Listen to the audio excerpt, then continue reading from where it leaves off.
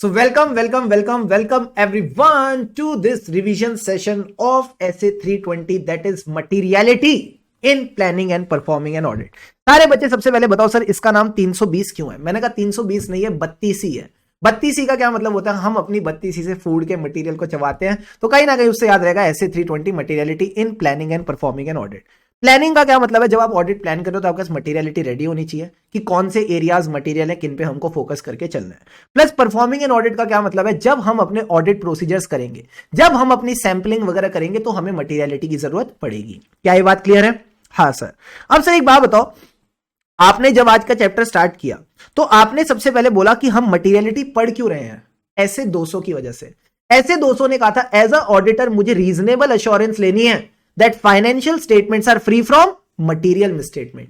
तो ये मटीरियलिटी होती क्या है सर? मटीरियल वो मिसस्टेटमेंट है, मटीरियल वो मिसस्टेटमेंट है which can influence the economic decisions of the user of financial statement, जो कहीं ना कहीं यूजर ऑफ फाइनेंशियल स्टेटमेंट के इकोनॉमिक डिसीजंस को अफेक्ट कर सकता है। फॉर एग्जांपल मैं किसी एंटिटी को बाय करने जा रहा हूं, जैसे कि मैंने क्या कहा था, मैं रिलायंस को बाय कर रहा हूं। रिलायंस को बाय कर रहा हूं, अरे रिलायंस का शेयर खरीद रहा हूं, तो एक ही बात हो गई, रिलायंस को बाय कर रहे हैं। तो जब मैं रिलायंस को बाय करूंगा तो मेरा जनरली उसके फाइनेंशियल स्टेटमेंट्स में कहां ध्यान जाएगा सर? या तो रेवेन्यू पे जाएगा या प्रॉफिट पे। Let's take revenue. अब रिलायंस का रेवेन्यू हमने कितना माना? 1000 करोड़। अब अगर 1000 करोड़ का रेवेन्यू है तो तुम बताओ एज अ इन्वेस्टर तुमको किससे फर्क पड़ेगा?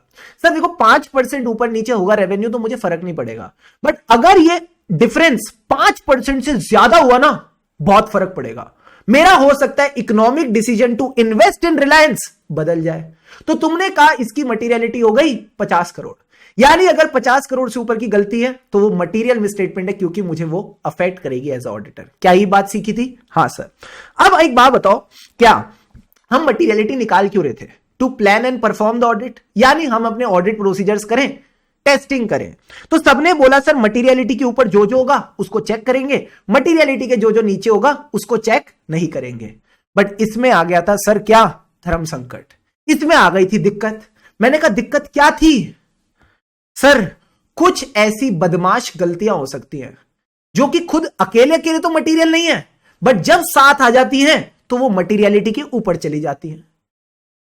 तो क्या करें? मैंने कहा अगर मटेरियलिटी को नीचे लाओगे तो ये दिक्कत तो कंटिन्यू ही होती रहेगी, क्योंकि हर बार मटेरियलिटी नीचे आएगी, इसके नीचे कुछ गलतियां होंगी जिनको सम करेंगे तो मटेरियलिटी के ऊपर चली जाएंगी। तो हमको एक नीचे वाली अमाउंट तो सिलेक्ट करनी है, बट उसका नाम मटेरियलिटी नहीं रख सकते। क्या रखें? जुगाड़ मटेरियलिटी। यही जुगाड़ मटेरियलिटी का नाम हमने क्या दिया? Performance materiality. इसी को हमने कहीं ना कहीं परफॉर्मेंस मटेरियलिटी का नाम दे दिया, यानी परफॉर्मेंस मटेरियलिटी के ऊपर जो भी होगा वो एज अ ऑडिटर आपने चेक करके चलना है। तो परफॉर्मेंस मटेरियलिटी का नाम क्या है? दिस इज द अमाउंट या अमाउंट्स, एक से ज्यादा भी हो सकते हैं, which are set by the auditor less than the materiality for financial statement as a whole. क्यों कर रहे हो तुम ये सब? ताकि एक प्रोबेबिलिटी जो थी कि अनकरेक्टेड मिसस्टेटमेंट जो है ये एक्सीड ना कर जाए materiality for financial statement as a whole, इसीलिए हमने परफॉर्मेंस मटेरियलिटी निकाली। क्या ये बात क्लियर है? हाँ सर। अब कई सारे बच्चों ने बोला क्या सर ऐसा भी तो हो सकता है आपके फाइनेंशियल स्टेटमेंट्स में कोई ऐसा आइटम हो जिससे यूजर ऑफ फाइनेंशियल स्टेटमेंट को फर्क पड़ता है बट वो मटेरियलिटी से कम है। मैंने कहा ऐसा कैसे हो सकता है? तो सबने मुझे एक एग्जांपल बताया पेटेंट का। सबने कहा सर हो सकता है एक एंटिटी में पेटेंट है, भले ही उसकी वैल्यू मात्र 5 लाख रुपए है, बट क्योंकि ये एंटिटी के लिए इंपॉर्टेंट है तो यूजर का अटेंशन इस पे जाएगा। फिर हमको एक नया कॉन्सेप्ट समझ आया, क्या? कि पर्टिकुलर एबीसीडी के लिए हम एक लोअर मटेरियलिटी भी निकाल सकते हैं। तो हमने सीखा if for a particular ABCD मतलब account balance, class of transaction, disclosure, अगर कोई ऐसी मिसस्टेटमेंट है जो मटेरियलिटी से कम है and it affects the user of financial statement, then you can determine a different materiality. आप उसके लिए एक लोअर मटेरियलिटी निकाल सकते हो। क्या यह बात समझ आई? हाँ सर।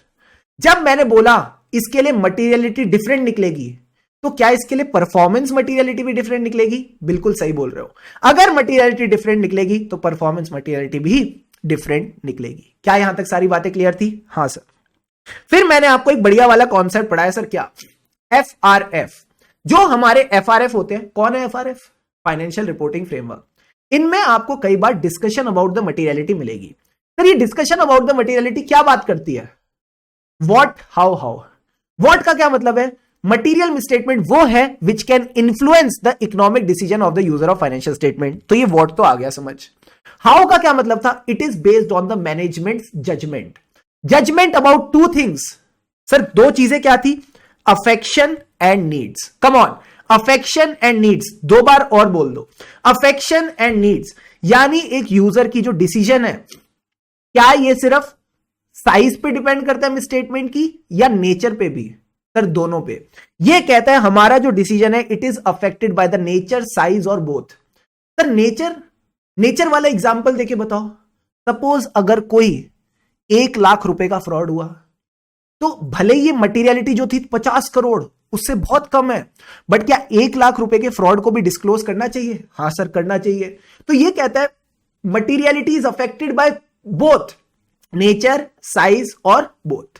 सर नीड्स का क्या पॉइंट था?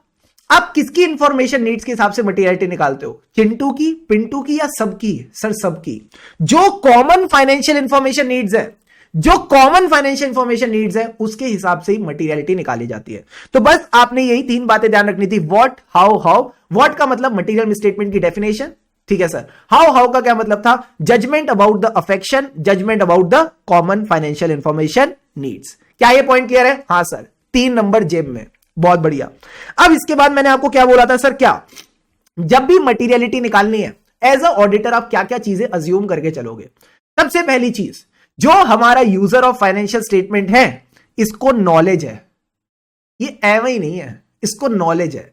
सर नॉलेज किसको लेके? बिजनेस को लेके, उसके ऑपरेशंस को लेके, प्लस इसके अंदर एक विलिंगनेस है, इसके अंदर एक उत्सुकता है कि ये फाइनेंशियल स्टेटमेंट्स को पढ़े। So knowledge of business and willingness to study. क्या ये पॉइंट क्लियर है? हाँ सर। अब जब ये फाइनेंशियल स्टेटमेंट पढ़ रहा है, इसको 2 बहनों का याद रखना है। सर ये 2 बहनें कौन थी? मैंने कहा पहली बहन मटीरियलिटी, दूसरी बहन अनसर्टेनिटी। कम ऑन, पहली बहन मटीरियलिटी, दूसरी बहन क्या थी? अनसर्टेनिटी। मटीरियलिटी वाला पॉइंट क्या था? मैं भूल गया। मटीरियलिटी वाला पॉइंट में भूल गया। अरे सर कैसे भूल गए? सारा का सारा काम ही तो मटीरियलिटी के हिसाब से हो रहा है। सारा काम, हाँ, जो फाइनेंशियल स्टेटमेंट बन रहे हैं मटीरियलिटी के हिसाब से, जो उनका ऑडिट हो रहा है मटीरियलिटी के हिसाब से। यानी financial statement are prepared, presented and audited as per the materiality. Oh, uncertainty किस कहां है? अकाउंटिंग एस्टिमेट्स में, कि जो अकाउंटिंग एस्टिमेट का आउटकम होगा it will be different from the estimate. So uncertainty about the accounting estimate, इसमें क्या लगती है? जजमेंट। एंड लास्ट पॉइंट और बता दो, फ्यूचर।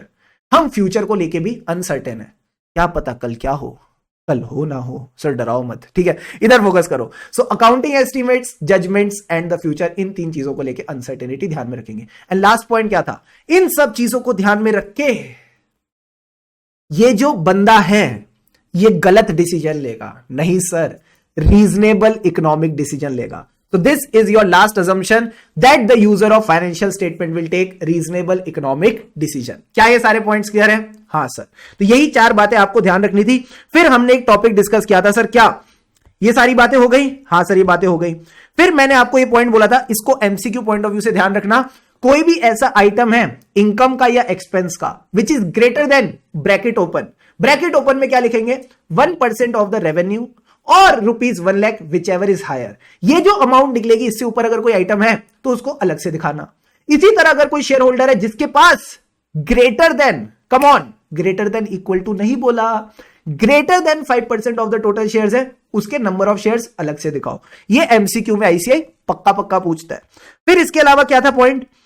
मैंने कहा तो सारे टॉपिक खत्म होने वाले हैं। सर एक बात बताओ, एक बात बताओ, बेंचमार्क करके एक टॉपिक पढ़ा था, हाँ कौन याद आता है बेंचमार्क पढ़ के? रिलायंस के फाइनेंशियल स्टेटमेंट। यानी बेंचमार्क चूज करना it is a professional judgement. मेरी मर्जी में किसी को भी बेंचमार्क बनाऊं, ठीक है, कोई मुझे फोर्स नहीं कर सकता, it is my professional judgement. अरे सर प्रोफेशनल जजमेंट लगाते वक्त कुछ फैक्टर्स कंसीडर करोगे नहीं करोगे? हाँ करेंगे। बताओ क्या क्या फैक्टर है? तो सबसे पहले बोलो रिलायंस के फाइनेंशियल स्टेटमेंट यानी elements of the financial statement. Element में क्या आता है? बैलेंस शीट वाले item, assets, liabilities, capital. PNL वाले आइटम, पीएनएल में क्या आता है? इनकम और खर्चे, रेवेन्यू और एक्सपेंसेस। बस ये 5 आइटम लिखो। अब एक बात बताओ, रिलायंस में तुम्हारा फोकस कहां है? अंबानी जी पे। तो फोकस वाला पॉइंट क्या था? Items on which the attention of the users is focused on. ये पॉइंट भी हो गया। अब जब तुम्हारा फोकस अंबानी जी पे, तो अंबानी जी की किस में दिक्कत आई थी? पहले अंबानी कौन है सर? ओनर है। तो आपने बोलना है सर क्या ओनर वाला point, ownership structure and the way it is financed, debt और इक्विटी, इसमें फोकस कहां जाता है? अगर डेट ज्यादा है, आपने ज्यादा लोन लिए हैं, ज्यादा लोन लेने के लिए क्या गिरवी रखा था? एसेट्स गिरवी रखे थे। So people will be focusing on the assets and the charges which have been created on them. अब ओनर की किस पे दिक्कत आई थी? लाइफ पे दिक्कत आई थी। तो लाइफ वाला पॉइंट था नेचर ऑफ द एंटिटी, ये अपनी लाइफ साइकिल में कहा है, क्या ये स्टार्टअप है, ग्रोथ फेज में है, या मेच्योर्ड एंटिटी है? So nature of the entity, where it in is life cycle, उसको भी ध्यान रखेंगे। एंड लास्ट पॉइंट क्या था? जैसे ही इनकी लाइफ साइकिल पे दिक्कतें आई, रिलायंस का शेयर झूलने लगा, उसको क्या कहते हैं? Volatility of the benchmark. तो पांचों के पांचों पॉइंट्स डन डनाडन डन। क्लियर है? क्लियर है सर। अब ये जो बेंचमार्क है कुछ भी हो सकता है, कोई पीएनएल का आइटम, यानी प्रॉफिट बिफोर टैक्स, इसके पीछे क्या आता है? ग्रॉस प्रॉफिट, उसके पीछे रेवेन्यू, पीएनएल हो गया। बैलेंस शीट ले आओ, बैलेंस शीट में एसेट्स माइनस लायबिलिटी, क्या निकला? कैपिटल निकला। ठीक है, इधर से एसेट माइनस लायबिलिटी डाला, इधर से क्या निकला सर? इधर से कैपिटल निकली। मैंने कहा कैपिटल का मतलब है इक्विटी या नेट एसेट्स। डन डना डन डन। हाँ सर। अब ये बेंचमार्क उठाओगे कहां से? तीन ऑप्शन है, पिछले साल के, इस साल के अब तक के, या फोरकास्ट से। कम ऑन, 3 टाइम पीरियड्स में ट्रेवल करो मेरे साथ, या तो पिछले साल के पास्ट पीरियड्स, या इस साल के अब तक की जो इंफॉर्मेशन है, या फिर बजट्स या फोरकास्ट। इन तीनों में से कहीं से भी तुम उठा सकते हो इस इंफॉर्मेशन को। क्योंकि हमने पुरानी इंफॉर्मेशन उठाई है तो मटीरियलिटी चेंज भी करनी पड़ेगी। 3 रीजन मटीरियलिटी चेंज करने के। सर कुछ नया है, 2 चीजें चेंज हो गई, कुछ नया है, 2 चीजें चेंज हो गई। मैंने कहा नया क्या है? नई इंफॉर्मेशन है। यानी एंटिटी ने जो हमने जो मटीरियलिटी निकाली थी वो you can say draft financials में निकाली थी, एंड अब क्योंकि नए फाइनेंशियल्स आ गए हैं तो मटीरियलिटी चेंज हो गई है। चेंज क्या हुआ है? ऑडिटर की understanding, changes in the circumstance. Auditor की अंडरस्टैंडिंग और changes in the circumstance. Auditor की अंडरस्टैंडिंग क्यों चेंज हुई? क्योंकि उसने फर्दर ऑडिट प्रोसीजर्स करे। समझा पॉइंट? मतलब उसकी रोमम चेंज हो गई क्योंकि उसने टेस्ट ऑफ कंट्रोल्स करे। तो जो बात हमने सीखी थी कनेक्ट करके, वही बात आपने ध्यान रखनी है। चेंजेस इन द अंडरस्टैंडिंग में सर क्या एग्जांपल दिया था? ये कि आपने करे टेस्ट ऑफ कंट्रोल तो पता चला कंट्रोल रिस्क ज्यादा है। अगर कंट्रोल रिस्क ज्यादा है तो मतलब रोमम ज्यादा है। अगर रोमम ज्यादा है तो एक बात बताओ, डिटेक्शन रिस्क को कम करोगे या ज्यादा करोगे? सर ऑब्वियस सी बात है कम करेंगे। एंड डिटेक्शन रिस्क को कम करने के लिए टेस्टिंग ज्यादा करी, एंड टेस्टिंग ज्यादा करने के लिए क्या करें? सर अगर हमको ज्यादा आइटम चेक करने हैं तो मटीरियलिटी को नीचे ले आओ। वेरी गुड, तो मटीरियलिटी को नीचे ले आए। तो बस ये अंडरस्टैंडिंग वाली बात ध्यान रखना। मेन पॉइंट तो यही था, changes in the auditors understanding about the entity as a result of further audit procedure. And third point क्या था? लप्पू सा पॉइंट क्या था वो? Changes in the circumstances of entity, यानी पहले जो बिजनेस खरीद रहे थे अब उस बिजनेस को बेच देंगे, अब उस बिजनेस को बेच देंगे, यानी decision to sell the business. Clear है? क्लियर है सर। इसके बाद डॉक्यूमेंट द मटीरियलिटी। जो भी मटीरियलिटी का नाम आता है ना, डॉक्यूमेंट कर दो। मतलब materiality for financial statement, materiality for particular ABCD. Performance materiality में मटीरियलिटी आता है, हाँ उसको भी डॉक्यूमेंट कर दो, और अगर इनको चेंज किया तो उसको भी डॉक्यूमेंट कर दो। बड़ा ही सिंपल था सर ये तो। Last point, materiality and audit risk. क्या आप मटीरियलिटी एंड ऑडिट रिस्क को सिर्फ प्लानिंग स्टेज पे कंसीडर करेंगे? नहीं सर, हमने क्वेश्चन बैंक किया है, हमने क्वेश्चन बैंक किया। हमको पता है क्वेश्चन बैंक का टेस्ट और अंडरस्टैंडिंग का क्वेश्चन नंबर 2 था क्या? कि मटीरियलिटी को सिर्फ और ऑडिट रिस्क को सिर्फ प्लानिंग पे नहीं, परफॉर्मेंस पे भी करना है। और परफॉर्मेंस करके जब मिसस्टेटमेंट मिलेंगी उसको इवैल्यूएशन करते वक्त भी हम मटीरियलिटी को कंसीडर करते हैं कि उसका क्या इंपैक्ट है फाइनेंशियल स्टेटमेंट और ऑडिट रिपोर्ट पे। तो ये बातें भी आपको देखनी है। एंड अगर आईसीआई एक लाइन लिख के दे दे, materiality and audit risk are considered throughout audit, तो तुम वो चक्र याद रखोगे? हाँ सर। चक्र क्या था? Identifying and assessing the risk of material misstatement, that is the risk assessment procedure.